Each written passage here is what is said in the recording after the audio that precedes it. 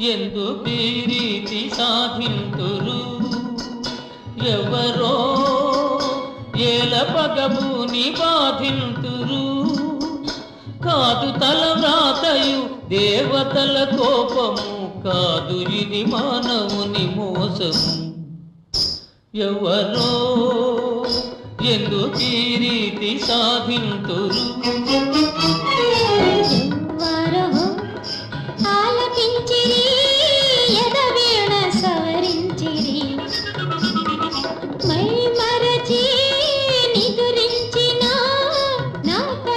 తెరిపించిరి